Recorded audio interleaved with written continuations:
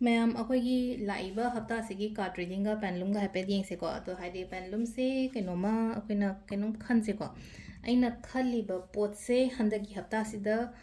ओइगद्रा नत्रगा ओइरोइद्रा नत्रगा हाइदि थादा ओइरगना करंबा थागुमदा लाके हाइबा हाइपेतंग खनसेको अदो सटलाउना हाइदि वाखनसे फलाउ लाके ना खलजे वीडियो से पोस्ट तौरा थम्मो अदुगा कैनोमा सुम खनसेको अइना निंगिबा पोतो हाइतारेको थबा इंखांगी ओइरो इमु मनुंगी ओइरो अमगी ओइरो को सुम हाइदि हजे हजे एंगोंदा फील तौरिबा पोतो अदुगी मतंगदा येंगसो हाइदि करम कांदा वो फरकदगे फरओइद्रा फरकनी नत्रगा फरओइ हाइबगी अदुंबगी को चांस तो हाइपेतंग येंगसेको सिलाइसे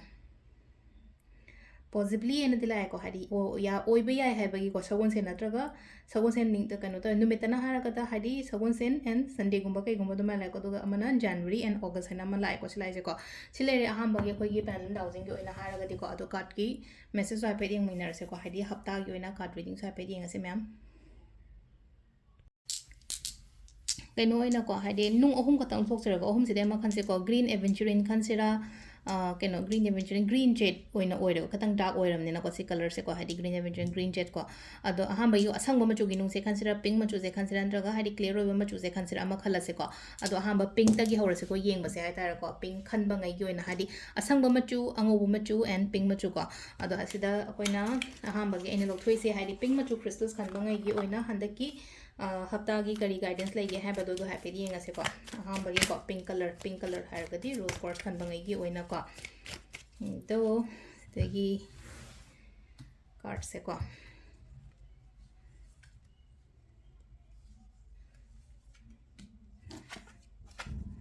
खुदोंग चाबगुम्बा यामना लाओ हाइना पीरिको अदुना तनबा यादेको इसाई थंदा हाइतारेको अयेदपनगुम्बा कईगुम्बा लोइना लोइसलागा हाइदि लेनो अखोइना कइनो तौ मतमदा हाइदि सुम वारी साबदो ओइरो मोरो सुमाइना कंसल्टेशन गो तौबजे हाइदि हेक हौरकपदा मयामगी डायलॉग सेम का तौर तौरबंता दाव यादरे हाइदि अयेदपन मयाम अमा लेरे अदो अइना जर्नल इबा मतमदा सुमाइना हे ए तौरु तौरुबो खुदिमक्ता लोइना यारेना इबा मतमसे को अदुना चिन्दै हाइबा मतमदसु को हाइदि कितंग सी यादे यादबा पोतो यायना हायो हाइबे वाना तबको हाइदोकनोबदुगी पोतो हाइदोक्तबा हाइतारगो वर्ड से यामना पावरफुल ओइबनेको अदुना चिन्दगी वा मा हाइदोक्पा मतमदको खतंग खंदरगा दुमाइना को हाइ तौदो अमता याद्रेदा अदु तौद्रेदा अयेदपन ngata ngari isana isagi damakta hadi fataba ngangadi kamaina keno tawgani aduduna ko hadi haibada nungaitrena khalaji iyoba journal gumbada journal da ina iba matam ai samang iba je hadi ai tawru khudi mata ai mai pae tawru khudi mata loina mag yare khole dumaina he iyeba ko adu sida su leina ko hadi ahambagi laibada obstacles leitaba ai apan gumba kai gumba loina mag leitaba khotaba dumaina ta lai ko complete oiba oina oire ko silaise amudu ishaji de amu yamna talliba तनबा हाइबगी आथरदी को तनबगी हाइबगी author कनो तब सुम ओइरक्तब खोतब ma'am से इसाजिदा तंधरको हाउद energy से पूरा drain तौबगी type तंग कलेनो को तौनिंगक्तब सुनिंगक्तब नोमनिंगक्तब अदुमाइ तौरगनी को सिदा लाइसे अदो सिसिना खोगी कनो लेरेको अहमबगी रोज क्वार्ट्स खनबंगई ओइना लेरेको मथंगी क्लियर क्वार्ट्स को आई वांगांग मदना खनाउसे यादरने अदु हाइदी वीडियो येंगा येंबंगैन कपुब्रा हंगेको कपनिंगाय मतमगा लेत्रेको याम सेंगना हायकांदा ngसाइगी सुम कंटिन्यूस ग्वांगांगा को वीडियोस कुंबा सेमकपा कंसल्टेशंस कुंबा तौबसे हाइदी खोन सेमका खनाउसे सुम नुआइतबदो अदुननेको अने मरक्ता सोइना सिदगी क्लियर क्वार्ट्स खनबंगै की अहुम गतंग लौथोसे को अहुम सिना हाइदी करी गाइड लाके हाबदो दु मयिंग मिनासे को हांबा अनिसुबा अहुम सुबा को हांबा को मी थाजबा यादे को मी थाजबा यादे मीगी सेबा सेबीगुम्बदी यामना तौ को हाइदि मीना ngang चटकनो हाइदि मीना कैनोमा पियो खोलो हाइ मतमदा को पियो मतेंग तौबा कशु काइदे को मतेंग तौबा कशु काइदे पीबदा काइबा केमता लेते को हाइदि मिंगोंदा दान ओइन तौ हाइदि मिंगोंदा कैनो तौबे मुहता हाइदि आई सिमता पुजागे सिमता लौजागे खोचगे हाइबे मुहता से लेसे को हाइदि सोबुदि हाइदि को मीगी दमकता मतेंग ओइना तौथोको बा हाइदि सिंगक्त्रसु याबा हाइतार को चैरिटी तौबा हाइगदि हाइदि आइना ngसाइ चैरिटी तौगिबदो हाइदि मा ना हेंग पिसा पाय कान सिंगकनी हाइबगे दुई केनोति केसु लेरोना सिलेसे हाइदि चैरिटी तौबसिदा चैरिटी तौबदि ngसाइगी आइगी अरैपसु लोइना पुथोगसु तौरे आइना ngamjaba aina khara keno tauba khara duni besida taudu go charity siso aduni da sile je ko da mi gi da makta mateng de tau yam ka hena de keno tau gono haidi isa gi hana yengo du matung to duga mi na ngam ko podu jam kan cha kanu ko pesang sa la kani dum phajana leina ko pesang sa la kan understanding leigani imung gi oiro husband wife ki relationship oiro couple gi da oiro ma gi da oiro ko haidi da bani marak ta mutual understanding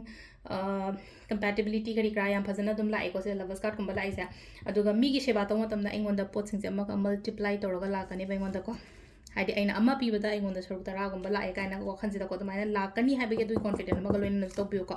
ꯁꯤꯁꯤꯅ ꯑꯩꯈꯣꯏꯒꯤ clear ꯀ꯭ꯋꯥꯔꯠꯁꯀꯤ ꯂꯩꯔꯦꯀꯣ ꯑꯗꯨꯒ ꯂꯥꯁꯀꯤ green ꯀꯂꯔꯒꯤ ꯁ꯭ꯇꯣꯟꯁꯦ ꯑꯃꯨꯛ ꯌꯦꯡꯉꯁꯦꯀꯣ green ꯖꯦꯠꯀꯤ एनर्जीसिना अमुक करीनो green jet की energies को अन्नी को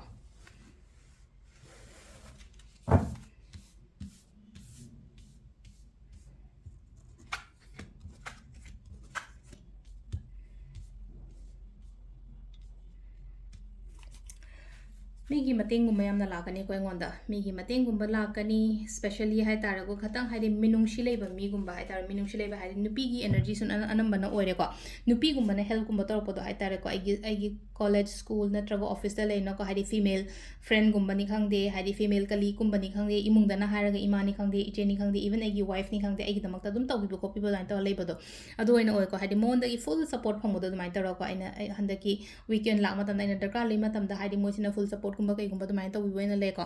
इसागिसु एनर्जी से यामना पो केनो तोयको एनर्जेटिक ओइरगा थबक से केनोम तौगे खोतकेना खल्लिबसे चटके हंदकती हंदा तासी सोयम पांगथोगे कोले चटपियो अदुगी पोतोको चटपदा कायबा केमता लेतेको अदुगा अमना अमुक लेनोको अनो अनोबो थबक हौ खोलो हायना जुपिको अनोबो थबक हौबनी खंगदे अनोबो खुदोंग चाबा लाकपनी खंगदे थबैं खांगदे ग्रोथ यामना लाकपनी खंगदे अमाइन तौर पीरिको अदो सिदा लेरे अखोगी वीकली की tarot card reading ma'am thank you